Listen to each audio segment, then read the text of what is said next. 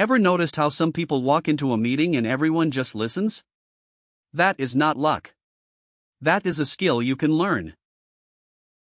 You're 15 minutes into a meeting you scheduled, and somehow Dave from operations is running it now.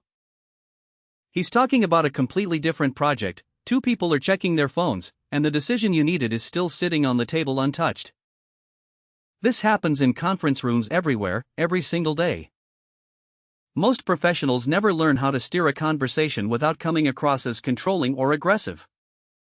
Today I'm walking you through a framework that will change how people experience you in every meeting you walk into. The biggest mistake people make is walking into a meeting and hoping the conversation goes well. That's not a strategy, that's wishful thinking. Control actually starts before anyone sits down. Send a short agenda at least 2 hours before the meeting with no more than 3 discussion points. When people know what's being discussed, they naturally self-filter and come prepared for your topics instead of their own tangents. At Amazon, every meeting starts with a written memo that the room reads in silence for 6 minutes before anyone speaks. You don't need to go that far, but the principle matters. Whoever sets the frame controls the direction. A simple message the night before saying, "Tomorrow we're covering X, Y, and Z, please come ready to discuss these," completely shifts the power dynamic. The person who defines the playing field has already won half the game before the meeting starts. Now let's talk about the first 90 seconds once everyone is seated. If you open with, "So, does anyone have anything to start with?" You've just handed the steering wheel to whoever speaks loudest. Instead, open with a clear purpose statement and a time boundary. Something like, "We have 30 minutes and one decision to make. Which vendor are we going with for Q3? That single sentence does 3 powerful things. It signals authority without arrogance. It creates healthy urgency so people stay focused. And it gives everyone a shared target to aim at. People naturally follow structure when someone provides it. Most professionals don't because they're afraid of seeming bossy. But there's a massive difference between being bossy and being organized. Bossy is telling people what to think. Organized is giving people a space to think clearly. Every meeting hits a moment where someone drives the conversation off a cliff. They start telling a story about a project from 2019, or they raise a concern that belongs in an entirely different meeting. This is where most people freeze because they don't want to be rude. So they sit there, watching the clock, letting it happen, wondering why nothing ever gets decided. Here's a phrase that works every single time. "That's a great point, let's capture that and come back to it after we handle the main item." It's respectful. It acknowledges the person.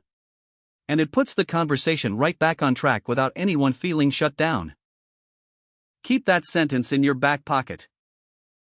Another version that works well: "I want to make sure we give that the time it deserves. Can we schedule a separate conversation for it?" You're not dismissing anyone. You're actually honoring their point by saying it deserves its own dedicated space. Some people don't just go off topic, they try to take over the entire room. They talk over others, repeat their point louder each time, and make every discussion about their department's priorities.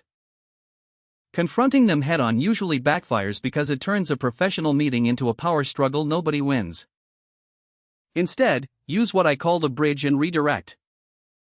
When the hijacker finishes their monologue, say their name, summarize their point in one sentence, and then bridge the conversation to someone else.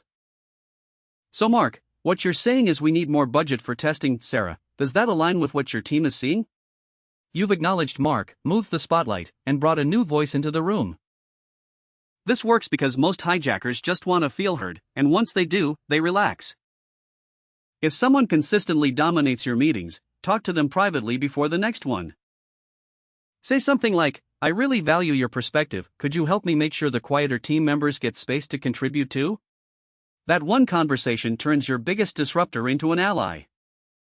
The last 2 minutes of your meeting matter more than everything before them combined.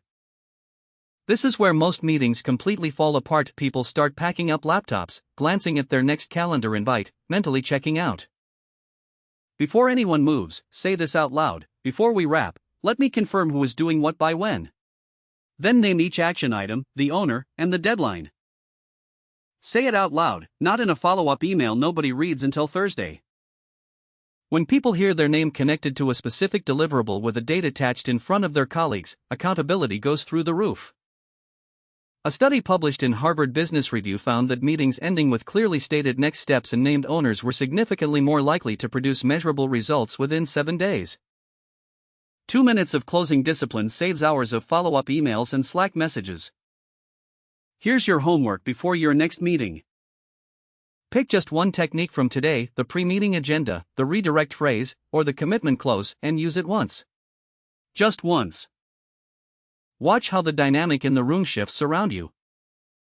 You'll feel the difference immediately, and so will everyone else at that table. Controlling a conversation was never about dominance or talking the loudest. It's about creating a space where the right conversations happen and real decisions actually get made.